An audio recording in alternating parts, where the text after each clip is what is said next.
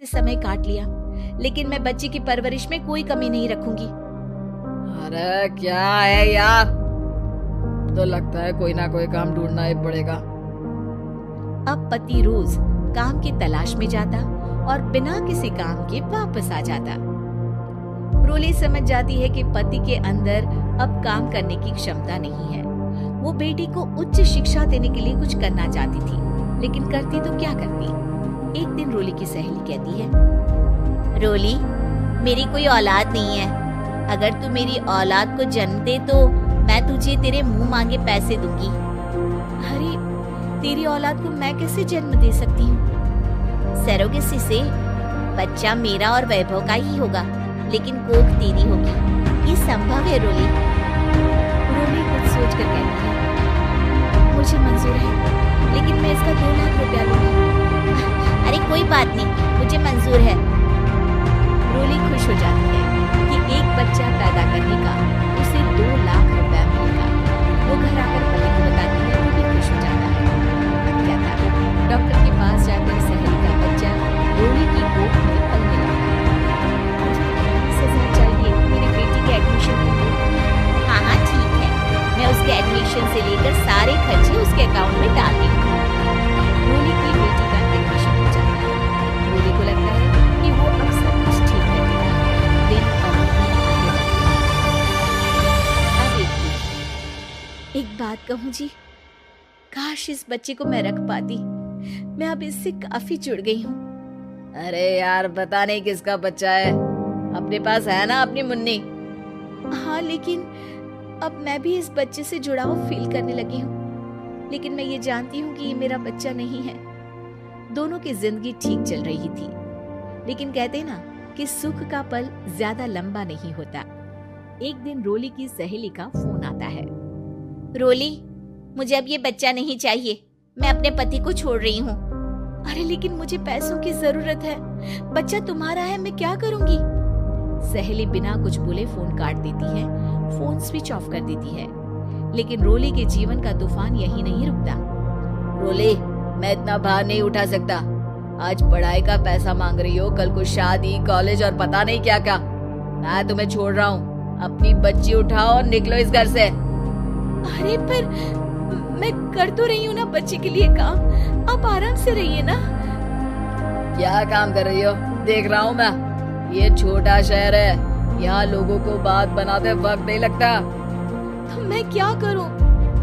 ज्यादा पढ़ी लिखी नहीं हूँ, कैसे घर के खर्चे चलाऊं?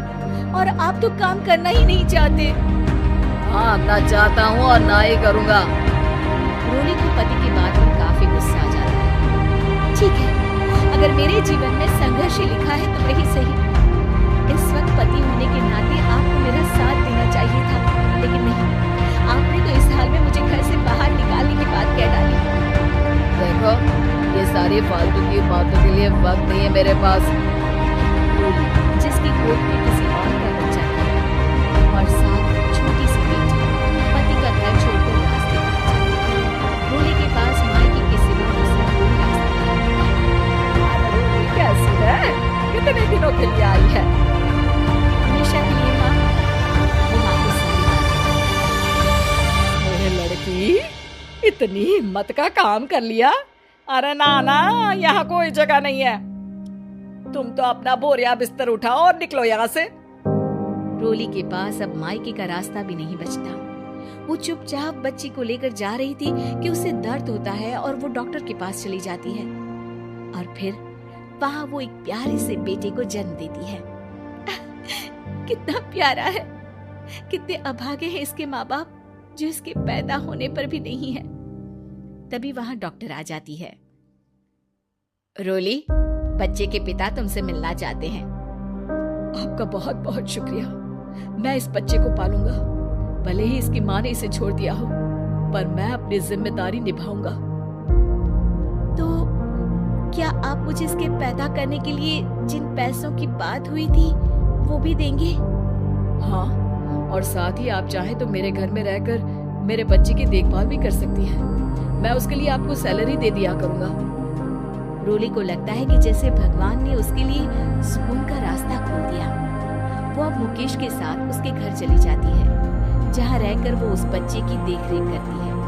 अब मुकेश के घर को रोली अच्छे से संभाल लेती है। उसके लिए खाना बनाने से लेकर बच्चों की देखभाल और घर की देखरेख। धीरे धीरे मुकेश को रोली से प्यार हो जाता है। रोली, तुम्हारी बेटी और मेरा बेटा बिल्कुल भाई बहन की तरह समझते हैं। हाँ, आखिर है तो एक ही गोद के बच्चे, अटैचमेंट तो होगा ही ना। रोली, तुमने घर और मुझे दोनों को समझ लिया। ये तो मेरा काम है। आपने भी तो मुझे छत दी जिससे मैं अपनी बेटी की पढ़ाई और भविष्य के लिए पैसे जोड़ सकूं। रोली, क्या तुम मुझसे शादी करोगी? अब मैं जानता हूँ तुम्हारी भी शादी कुछ खास अच्छी नहीं रही। रोली को मुकेश की बात ठीक लगती है। वो उसे हाँ बोलने की सोच ही रही होती कि उसके पहले पति का फोन आ जाता है। रोली, मैं बहुत परेशान हूँ। मेरा एक्सीडेंट हो गया है। मैं चाहता हूँ तुम वापस आ जाओ। रोली को पुराने पति की चिंता होने लगती है। वो सोचती है कि वो क्या कर रही थी। हाँ ठीक है, मैं आ रही हूँ। हाँ रोली, आ जाओ, लेकिन बच्ची को कहीं हॉस्टल में छोड़कर आना, क्योंकि मैं नहीं चाहता कि हम लोगों के बीच फिर से वो सारी बातें हो। रोली को समझ आ जाता है कि पति आज भी सुधरा नहीं है। वो पति के पास जाने से इनकार कर मुकेश को